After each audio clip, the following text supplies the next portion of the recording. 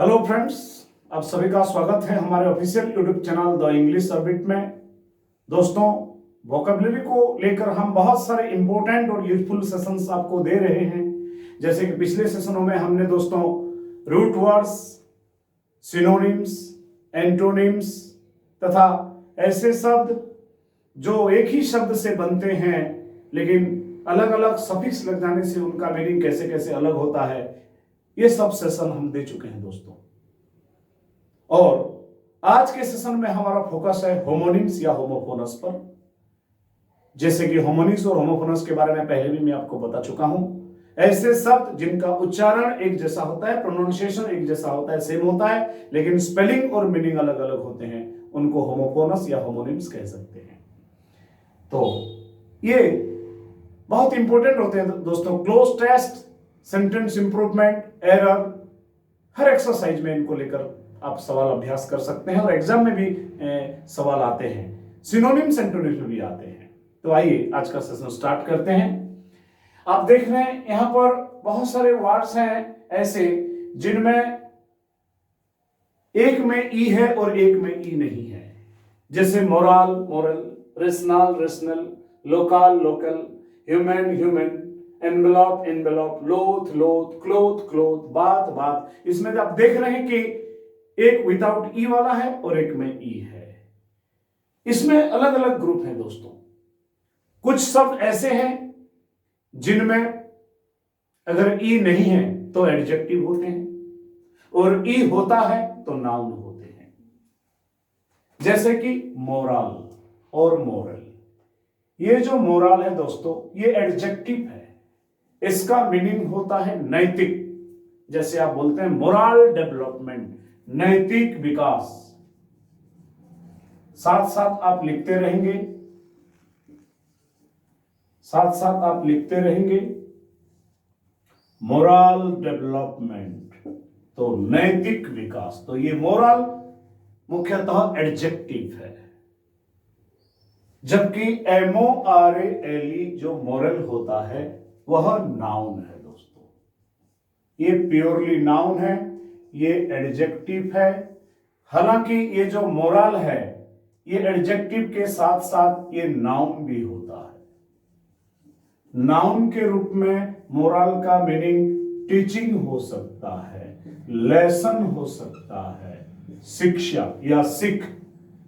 ध्यान रखें, मोरल का दो मीनिंग हो गया। एक मीनिंग एडजेक्टिव के रूप में नैतिक, जैसे कि मैंने एक लाइन आपके लिए लिखा, एक फ्रेज लिखा, मोरल डेवलपमेंट, नैतिक विकास।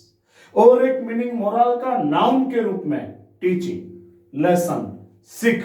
आप बोलते हैं कि इस कहानी का यह सीख है कि, तो आप बोलते हैं the moral of this story, तो आप ये वाला मोरल लगाते हैं। नैतिक विकास आप ये वाला मोरल लगाते हैं। जबकि MORALE मोरल का मीनिंग दोस्तों हौसला।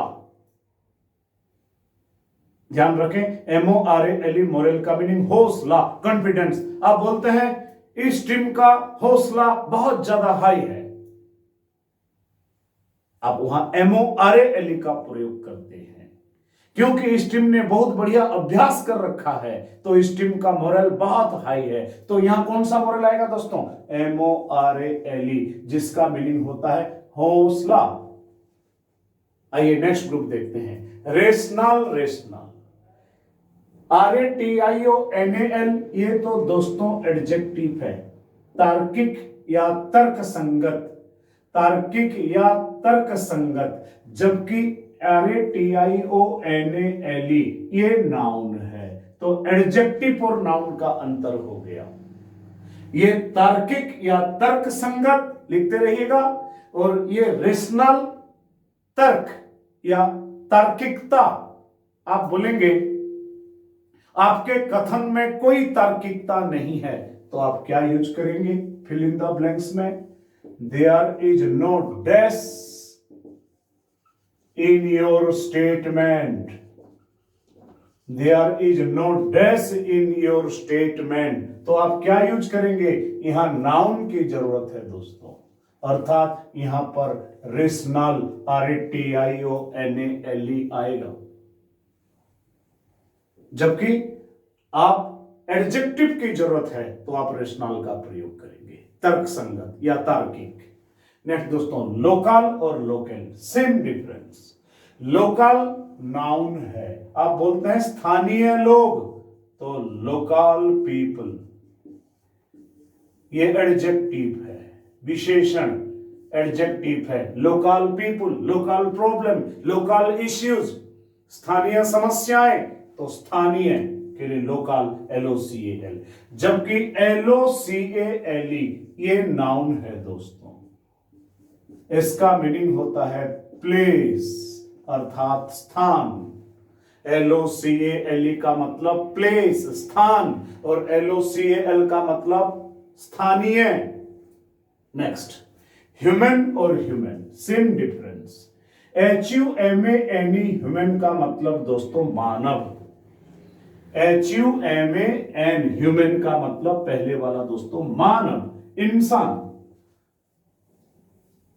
हम बोलते हैं हम सब ह्यूमन हैं तो हम वी आर ह्यूमन्स, HUMANS। यहां बहुवचन है इसलिए एस लगा दिया, यहां HUMAN ह्यूमन का हम यूज कर रहे हैं। मानव, मानव अधिकार, ह्यूमन राइट्स, कौन सा ह्यूमन दोस्तों? HUMAN। हालांकि कई बार नाउन भी एडजेक्टिव हो जाता है, लेकिन इसका मीनिंग है मानव, हम मानव हैं, मनुष्य हैं, वी आर ह्यूमंस। जबकि HUMAN ये एडजेक्टिव है, मानवीय या दयालु, इसका मीनिंग काइंड होता है, HUMAN। अब बोल सकते हो हम सब ह्यूमन हैं, HUMAN, लेकिन हम में से बहुत कम लोग दयालु हैं, तो वहां HUMAN ही आ जाएगा। We are all humans, but some of us are HUMAN human आएगा, दयालु। नेक्स्ट दोस्तों, एनवेलप और एनवेलप, यहां पर थोड़ा दोस्तों अलग तरह के अंतर आ गया। एनवेलप ENVELOP ये वर्ब है दोस्तों, कवर करना, ढकना, कवर करना, ढकना, WRAP। जबकि ये एनवेलप ये नाउन है दोस्तों, ये नाउन है दोस्तों। नाउन में भी हम कवर लिख सकते हैं या कोई पेपर का कोई कंटेनर। जैसे आप बोलते हैं मुझे एक एनवेलप दे दीजिए, दुकान जाते हैं आप बोलते हैं मुझे एक एनवेलप दे दीजिए, चिट्ठी डालना है उसके अंदर, तो आप ये वाला एनवेलप मांगेंगे, ENVELOP। और ढकने का अर्थ देंगे तो आप ये वाला लगाएंगे। नेक्स्ट दोस्तों, लोथ और लोथ, LOATH लोथ दोस्तों एडजेक्टिव होता है, मीनिंग अनिच्छुक, रेलुक्टेंट, अनविलिंग, अनिच्छुक, ये एडजेक्टिव है।